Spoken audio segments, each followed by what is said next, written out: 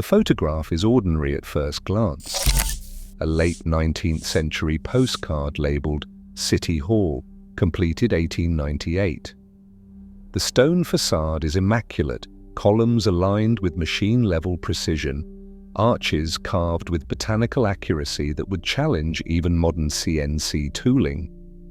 Yet there are no scaffolds, no work crews, no visible tools. The street below is nearly empty.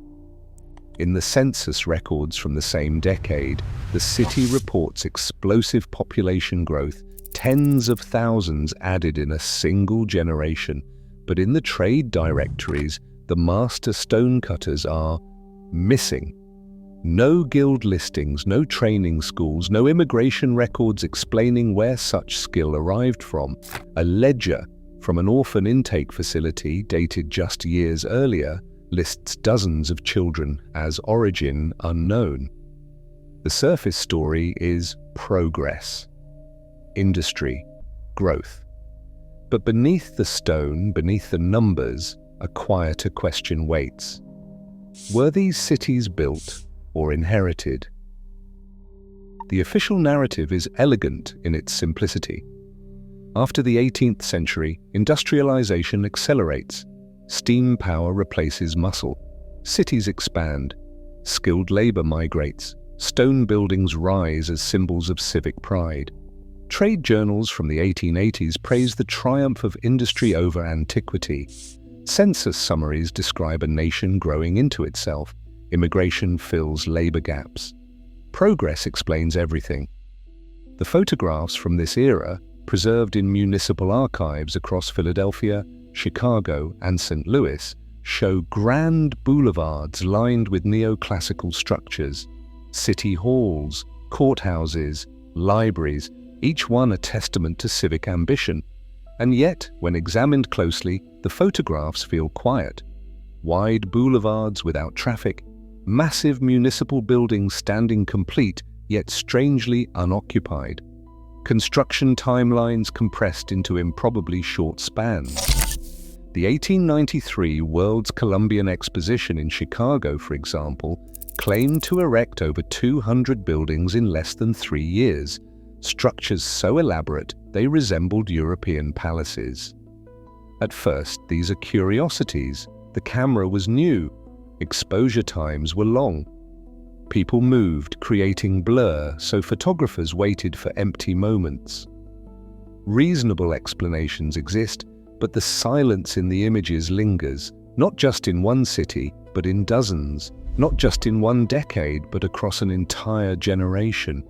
The emptiness feels architectural, as if the streets were designed for a population that had not yet arrived or had recently departed. Why do cities, at their moment of completion, look abandoned? Before 1700, master stonecutters are everywhere in the European record. Their guilds regulate training across generations. Their marks appear etched discreetly into cathedrals from Chartres to Canterbury. Apprenticeship takes decades. The craft is sacred, guarded, precise. Guild registries from London, Paris, and Vienna list hundreds of masters by name. Training manuals describe techniques passed from father to son.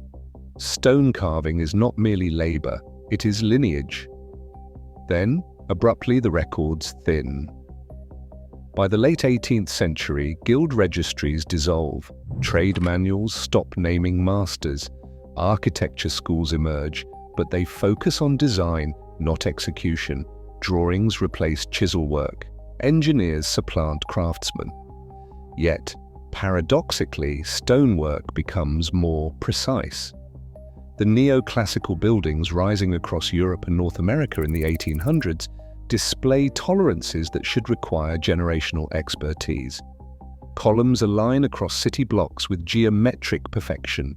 Relief carvings repeat with identical detail. Stone blocks weighing multiple tons fit together without mortar, edges meeting so cleanly a blade cannot slide between them. The hands vanish. The work improves. In the British Census of 1851, over 2 million people are listed in various trades. blacksmiths, weavers, carpenters. Yet the category stonecutter appears in negligible numbers, far too few to account for the cathedrals, municipal buildings and monuments being erected. Skill without lineage is an anomaly. Mastery without masters is impossible.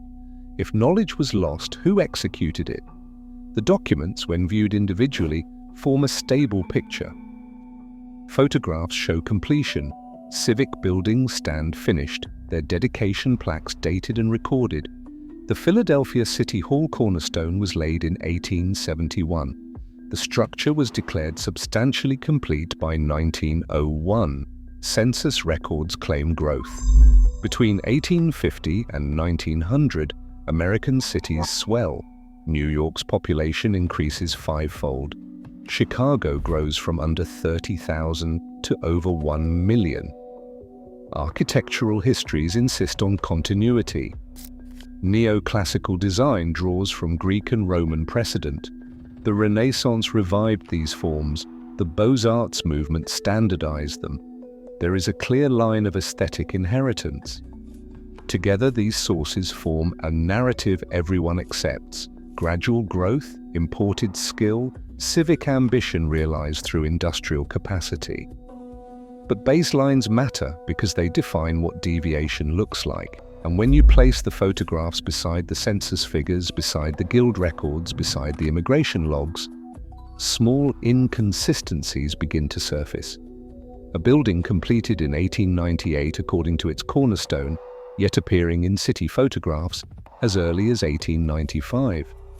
A population surge in the 1870s that immigration records cannot fully account for. An architectural style spreading across continents with impossible synchronicity, as if directed by a single mind. Individually, each anomaly can be dismissed. Record-keeping was inconsistent. Photographers misdated images. Immigration was poorly tracked, but deviation accumulates. The documents agree until they don't. The photographs are undeniable. In 1893, the World's Columbian Exposition opened in Chicago. Official accounts describe a construction effort involving thousands of workers laboring for 3 years. Yet photographs from 1891, 2 years before the fair's opening, show the grounds already populated with massive structures. The Manufactures and Liberal Arts Building, the largest enclosed space in the world at that time, appears complete in images dated months before its official construction timeline. Similar patterns emerge in San Francisco. Photographs from the 1890s show Market Street lined with ornate buildings, streetcar tracks installed, sidewalks paved, but no people. The images are not blurred by movement. The scene is empty, as if photographed on a day when the entire population decided not to appear. Long exposures are often cited as explanation. Early cameras required subjects to remain still for seconds, sometimes minutes. People in motion would blur into ghosts or vanish entirely, but horses should blur. Carts should leave streaks. Clutter, barrels, crates, construction debris should be visible even if people are not. Instead, entire blocks appear cleared. Pristine. Staged. And it is not isolated. Boston's Copley Square, Philadelphia's Benjamin Franklin Parkway, and Denver's Civic Center were all photographed in the 1890s and the early 1900s, all showing the same eerie vacancy. Multiple cities, same decades, same emptiness. The official explanation holds for individual images, but across 20 cities, across 2 continents, the pattern suggests something else. The silence is not a photographic artifact, it is architectural reality. These were not cities in the process of being filled. They were cities already complete, waiting. Exposure explains blur, not absence. Why does completion coincide with vacancy? The United States Census is conducted every 10 years. It is meant to be comprehensive, capturing every resident within national borders. Between 1790 and 1850, the pattern is predictable. Populations grow steadily, births slightly outnumbering deaths, immigration contributing measurable increases. The numbers make sense. Then between 1850 and 1900, something changes. Cities double, sometimes triple, in population within a single generation. Chicago grows from 29,000 in 1850 to over 1 million by 1890. New York expands from 500,000 to 3.5 million in the same span. Immigration explains part of this. Ellis Island processed millions. Europeans fled famine, poverty, political upheaval. They arrived and settled and built new lives. But when genealogists attempt to trace lineages from this period, gaps emerge. Surnames appear suddenly in city directories, unattached to prior generations. Birth records list children with parents marked unknown or not recorded. Census entries show adults with birthplaces listed as foreign without specifying which country, or simply left blank. The numbers grow. The roots do not. In the 1880 census, thousands of individuals across major cities report ages that would place their births in the 1850s and the 1860s, yet corresponding birth certificates do not exist. Orphanages and foundling hospitals report intake numbers that dwarf available records of parental death. It is as if an entire generation appeared without ancestry. Official explanations cite poor record keeping, transient populations, clerical error, and certainly 19th century bureaucracy was inconsistent. But inconsistency does not explain scale. Thousands of missing records might be clerical failure. Tens of thousands suggest something else. Growth without origin is statistical noise or something else entirely. Who filled the cities? By the mid-1800s, orphans' intake in North America explodes. The orphan train movement began in 1854 and redistributed 200,000 children from eastern cities to rural communities across the Midwest and the West. The Children's Aid Society documented each placement, though records are incomplete. What remains is staggering. Intake logs from foundling hospitals in New York list thousands of children per year, marked origin unknown or parents deceased. No accompanying death certificates, no family names, just ages, physical descriptions, and the repeated notation origin unknown. The Foundling Hospital of New York, established in 1869, processed 1,200 infants in its first year alone. By the 1880s, intake had grown to nearly 3,000 annually. Other cities reported similar surges: Philadelphia, Boston, Chicago. No wars explain it. The Civil War ended in 1865, and while it left orphans, the numbers do not align. No plagues match the scale. Cholera and typhoid were deadly, but localized. Yet children appeared without parents, without ancestry, without explanation. Some facilities recorded intake numbers rivaling small towns. The New York Foundling Hospital alone processed over 40,000 children between 1869 and 1900. Where did they come from? Official narratives cite poverty, abandonment, immigrant desperation. And certainly poverty existed. Immigrants struggled. Mothers unable to care for children left them at church steps. But the scale suggests something beyond individual tragedy.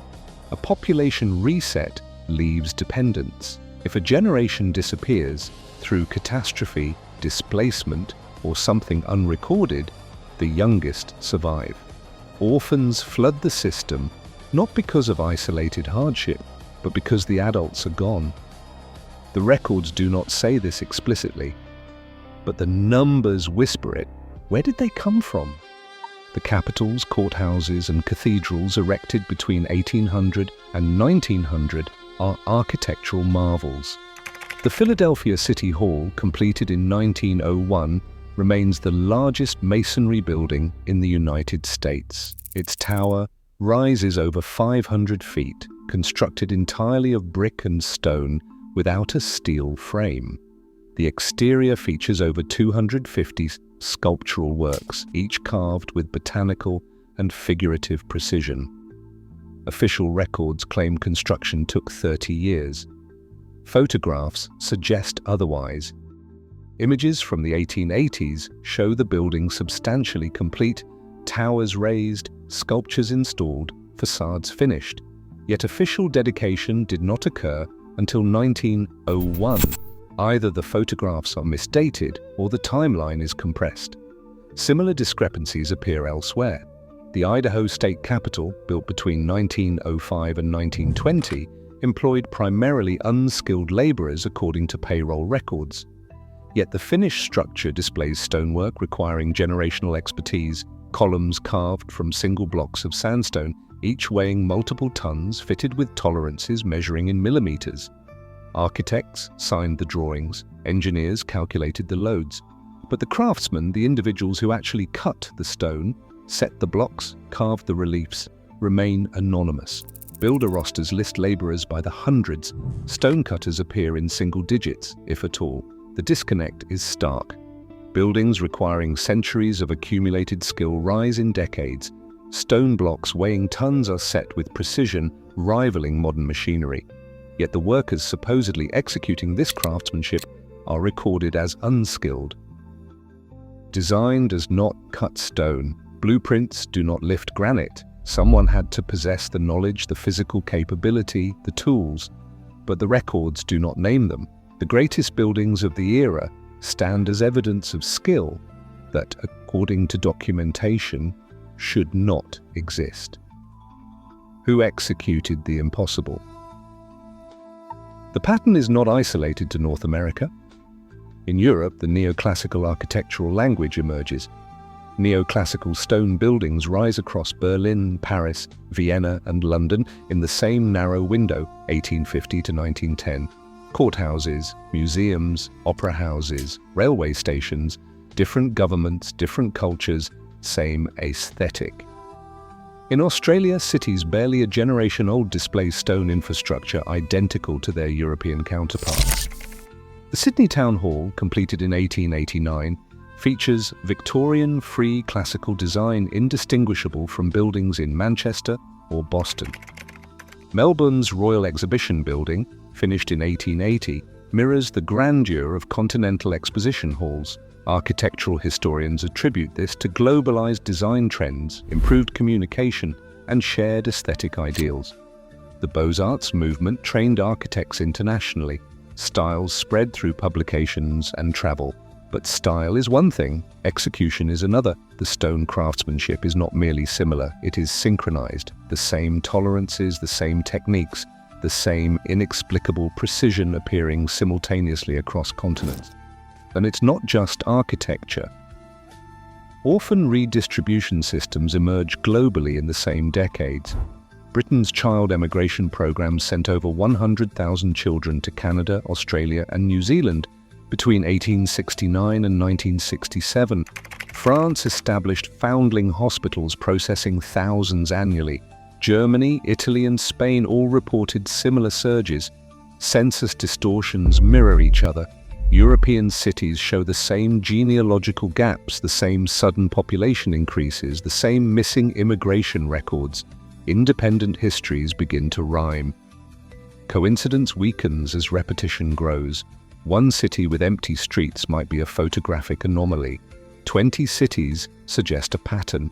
When the same architectural precision, the same demographic systems, the same census irregularities appear on multiple continents within the same 50-year span, coincidence becomes an insufficient explanation.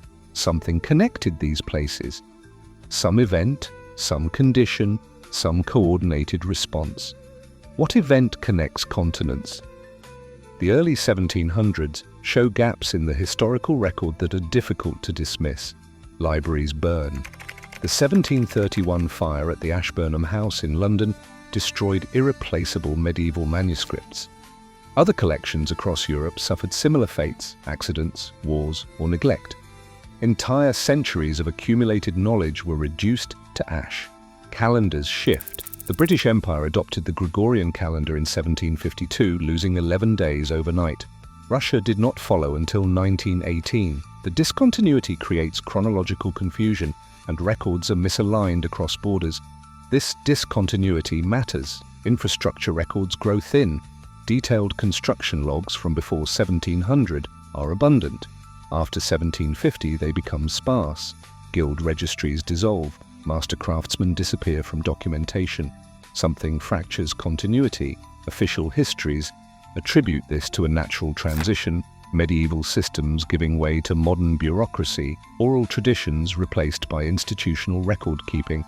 The Enlightenment brought new methods. Old structures became obsolete. This is the official explanation. But the pattern is abrupt, not gradual. Before 1700, stone-cutting guilds are well documented. After 1750, they vanish. Before 1700, architectural lineages are traceable. After 1750, they fragment. And paradoxically, after this discontinuity, monumental stone architecture spreads globally with unprecedented speed. The knowledge to create such structures should have been lost with the guilds. Instead, it proliferates. Buildings more advanced than their predecessors rise across continents, executed by workers with no documented training. It suggests inheritance rather than innovation, as if the skills were not developed during this period, but preserved from before, applied by those who found the knowledge already encoded in the structures themselves. Civilizations rarely forget how to build overnight. Skills degrade gradually, fading across generations as masters fail to train apprentices, unless the masters disappeared suddenly, unless the interruption was not gradual decline but catastrophic erasure. And if that were true, what followed was not progress but recovery, unless builders disappeared. The orphan redistribution was not chaotic, it was systematic. Children were not randomly placed, they were allocated. The Children's Aid Society assigned orphans to specific regions based on labor needs. Agricultural areas received more boys, domestic service regions received more girls. Placement followed economic logic, not compassion. Cities filled according to plan. Immigration quotas, though not formalized until later, were effectively managed through settlement incentives. Land grants encouraged westward migration. Factory jobs drew laborers to urban centers. The distribution of population was coordinated, not organic. This was not migration in the traditional sense. It was allocation, strategic placement of human resources to fill geographic and economic gaps. Census data supports this interpretation. Population growth between 1850 and 1900 is too uniform across disparate regions. Cities grow at similar rates despite different industries, geographies, and prior populations. The pattern suggests central planning, not spontaneous expansion. Poorhouses and almshouses expand in lockstep with orphanages. Workhouse populations swell. Institutional capacity grows to manage masses of people without family ties, without property, without documented origin. This trend is institutional. It resembles crisis management more than natural growth. If a catastrophic event had depopulated large areas, whether through disease, environmental collapse, or something unrecorded, the response would require coordination. Orphans would need placement. Labor shortages would need filling. Cities would need repopulating. Administration would replace ancestry. Administration became the mechanism of continuity. The population was not grown organically through birth and immigration. It was seeded deliberately, placed strategically, managed institutionally. The records do not state this explicitly. No government document declares a repopulation effort. But the systems, the orphan trains, the immigration patterns, the census, synchronicity, all point toward managed demographic recovery. Someone coordinated it, some entity, some network of institutions guided the process. Whether that coordination was a benevolent response to crisis or something more calculated remains unclear. But the population was not random, it was planted. Who managed the reset? The master stonecutters left no descendants. This is not hyperbole. Genealogical research into the families of documented guild masters before 1700 reveals a pattern of lineage termination. Family names disappear from records, apprenticeship lines end abruptly. The craft, which for centuries passed from father to son, breaks. By the late 1700s, the guild system collapses entirely. No schools replace it. No institutions preserve the knowledge. The techniques simply vanish from living memory. Yet the buildings remain. The cathedrals, the monuments, the infrastructure requiring those exact skills continues to appear throughout the 19th century, executed with precision that should be impossible without trained masters. Their skills persist in stone, but not in people. The last documented stonecutters' marks appear in European cathedrals around the middle of the 1700s. After that, unsigned monuments rise. Whoever built the neoclassical structures of the 19th century left no signatures, no marks, no evidence of authorship. Official records credit architects and engineers, designers who drew plans but did not carve stone. The actual executors remain anonymous, listed only as laborers if documented at all. This suggests the workers were not masters in the traditional sense. They were not trained craftsmen carrying forward generational knowledge. They were implementers, following instructions or imitating existing work without understanding its origin. The knowledge existed, but not in them. It existed in the structures themselves, perhaps, or in hidden archives, or in the hands of a vanished predecessor civilization whose methods were copied but not comprehended. The stonecutters belonged to the world before the reset. Whatever event fractured the early 1700s took them.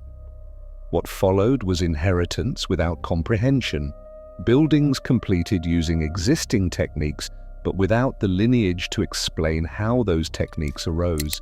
No descendants, no schools, no continuity, only buildings, too advanced to be improvised, too precise to be accidental. The greatest evidence is what did not survive, the people who knew how.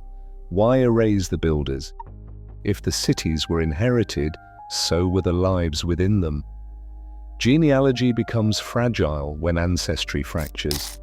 Families trace their lines back to the mid-1800s and encounter walls, missing records, unknown origins, parents whose births are undocumented. The roots simply stop. This has implications beyond historical curiosity. Identity relies on continuity. We understand ourselves through lineage, who our grandparents were, where our family came from, what traditions we inherited. When that chain breaks, identity becomes narrative rather than fact. We are told who we are rather than knowing. If populations were repopulated, if orphans filled the demographic gaps, then millions descend not from documented families but from institutional placements. Their ancestry is administrative, not biological.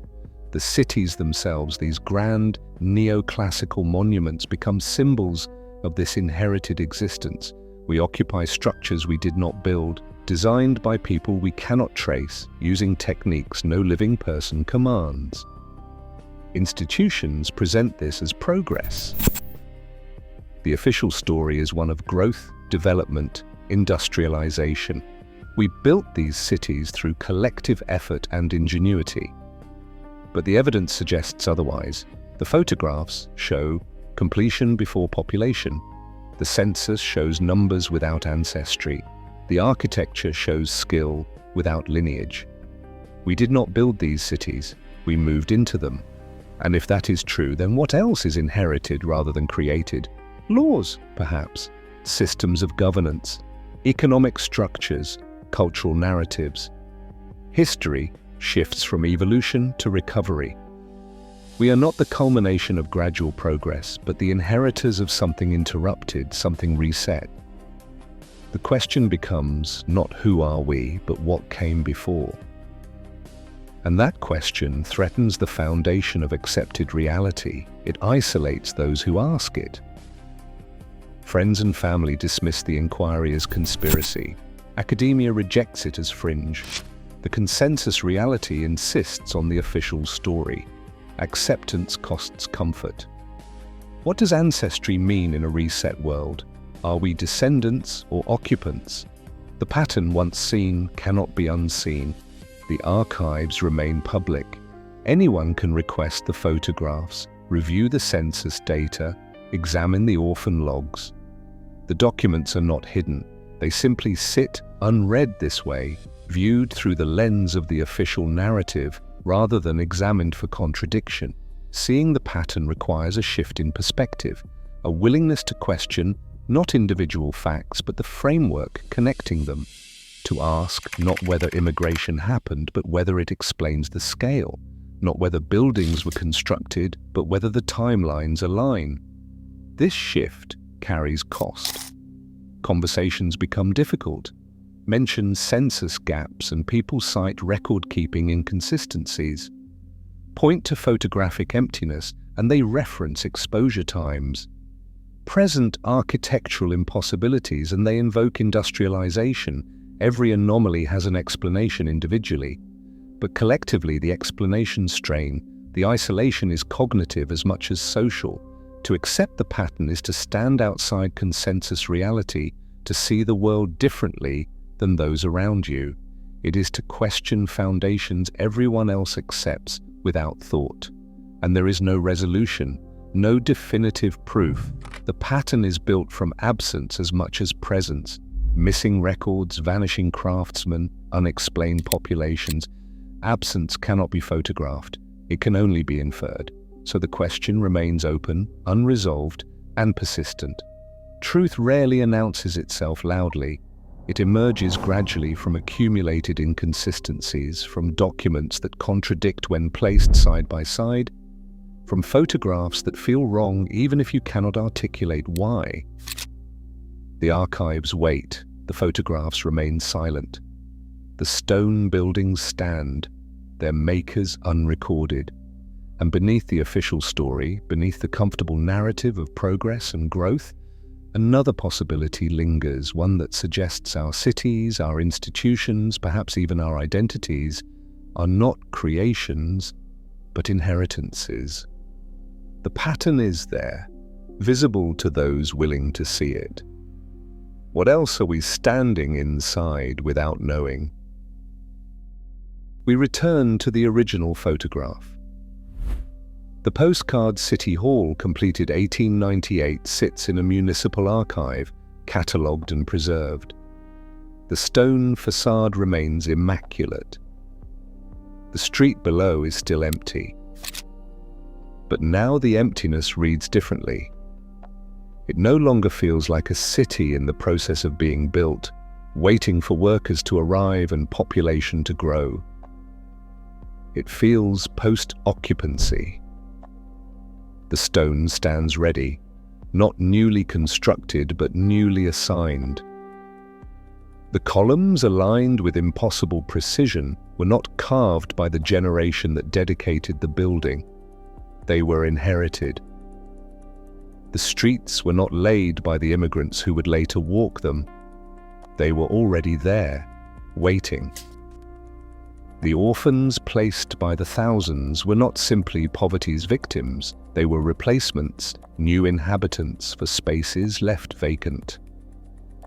The census surges, the vanishing craftsmen, the architectural synchronicity across continents, all point toward a single, persistent conclusion. Something was reset. Some catastrophic interruption erased a previous population, leaving infrastructure intact but emptied of the people who created it. What followed was not construction but reoccupation, not growth but redistribution, not progress but recovery. The official story resists this interpretation. Industrialization, immigration, civic ambition all provide explanations that preserve continuity, that maintain the narrative of gradual human advancement.